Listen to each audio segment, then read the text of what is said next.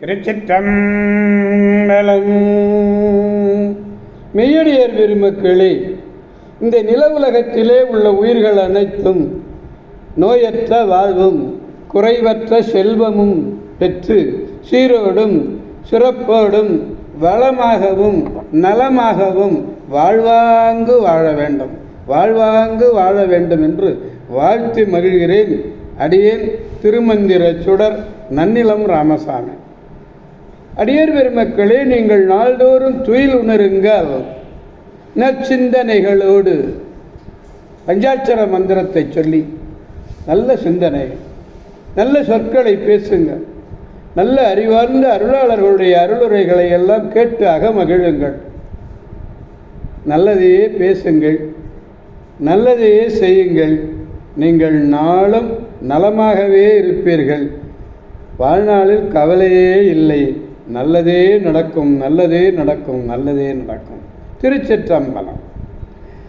அன்னம்பாலிக்கும் தில்லைச்சிற்றம்பலத்திலே அருள் நடனம் ஆடிக்கொண்டிருக்கிற நம்பெருமன் சிவபெருமன் குத்தப் பெருமன் அருள்மிகு சிவகாம சுந்தரி உடனமர் நடராஜ பெருமானுடைய பேரருளையும்,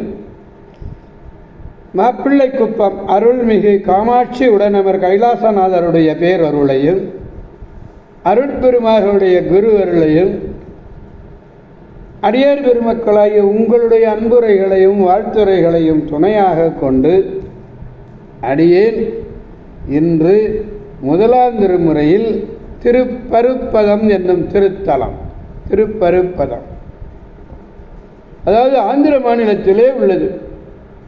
வடநாட்டிலே உள்ள தலங்கள் ஐந்திலே, வடநாட்டில் 5 தலங்கள், அதிலே ஒன்று. சென்னையிலிருந்து நந்தியால் வரை தொடர்வண்டியிலே சென்று ஆத்மகூர் என்று ஒரு வழி, ஆத்மகூர் வழியாக பேருந்திலே செல்லலாம். சென்னையிலிருந்து நேரடியாக பேருந்தில் போகணுமே, கவலையே படாதீங்க. ஆந்திர மாநிலம் பேருந்து நேர ஸ்ரீசைலம் என்று போடுறோம், இங்கே போகலாம். 12 ஜோதிர் தலங்களில் இதுவும் ஒன்று. மல்லிகார்ஜுனம் என பெயர் பெறுவது. இத்திருத்தலம் திருப்பரும்பதம் எனவும் ஸ்ரீசைலம் எனவும் வழங்கும். அர்ஜுன சேத்திரங்கள் 3லே ஒன்று இது. திருநந்தி தேவர் இறைவனை தாங்க மலை உருவாக ஜபம் செய்தார். மலை உருவாகமாக தவம் செய்த தலம் இந்த திருத்தலம். இந்த தலத்துக்கு செல்லும் வழி மிக கடினமான வழி. இதனை சுந்தரமூர்த்தி நாயனார் தேவாரத்தில் சொல்றார். செல்லல் உறவறிய ஸ்ரீபருப்பத மலை என்று எடுத்துக் கூறுகிறார். சுவாமி பருப்பத நாயகர், இறைவி பருப்பத நாயகி. தீர்த்தம் பர்வத தீர்த்தம் திருப்பருப்பதம்.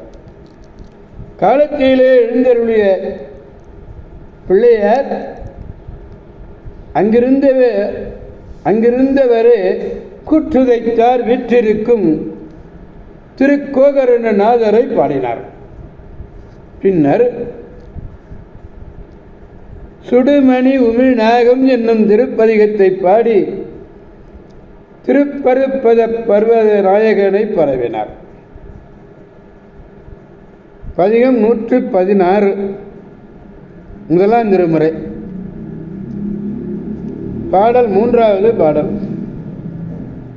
துணியுறு துயர் தீர தோன்றியோ நல்வினைய,